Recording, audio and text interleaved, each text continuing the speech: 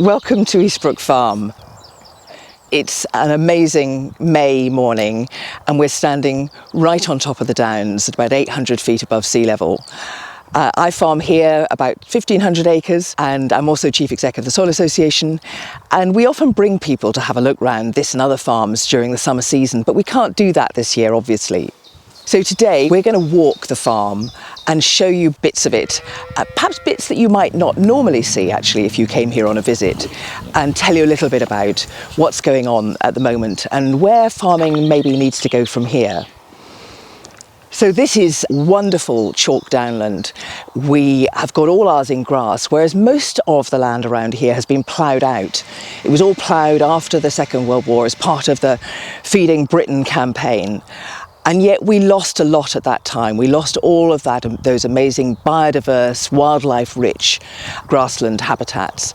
And over the last 30 years, we've recreated some of that up here. And you can really see the difference, even in the soil, between the land that's been ploughed over all that period of time and that which has stayed in organic pasture. So the first thing I want to do this morning, as well as look at the view, which is amazing, is to have a look at the soil, because that's where it all starts. One of the whole points of organic farming is about getting more carbon, more organic matter into the soil, because that takes it out of the atmosphere and stops climate change.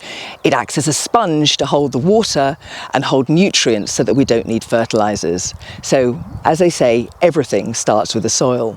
What a colour it is, it's almost black. It's so peaty, it's got about 18 or 20% organic matter. And that's why it's such a valuable resource. We really shouldn't be ploughing this stuff, because as soon as you plough it, you start to lose that wonderful organic matter. It all starts to disappear back into the atmosphere again. And what a network of roots you have in this old pasture. I can't even get down. It's only a shallow soil. It's only about 6 or 8 inches before you get into the chalk. But this pasture's been down for about 25 years, and it's really well meshed into the chalk subsoil. And hopefully we'll find some worms as well.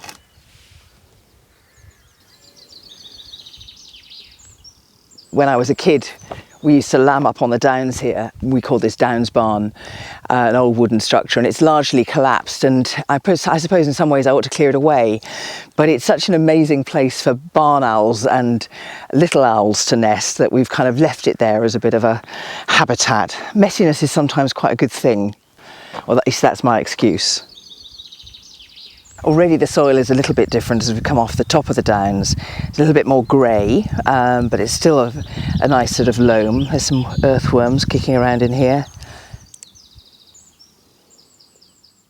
This is where we'll probably outwinter some of the cattle this year. So we'll let this grow really tall during the summer, almost like standing hay, so that the cattle can trample it, lie on it, eat it, and we'll sit bales of hay and silage out here as well, so that they've got additional feed during the winter months. This is an old shepherd's hut. The shepherds used to stay in these while they were lambing up on the downs. They have a little stove in there, but that's about it. And I love this in the landscape here. It reminds us of what the shepherding was like over 100 years ago. And this is a more recently sown pasture with lots of red and white clover in it, and chicory, all sorts of nice things. Cows are milking very well on it.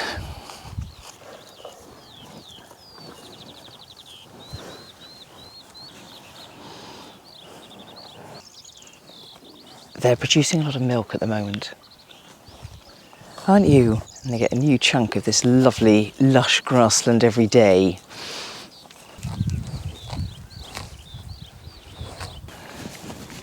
So this is the new dairy that we built 18 months ago.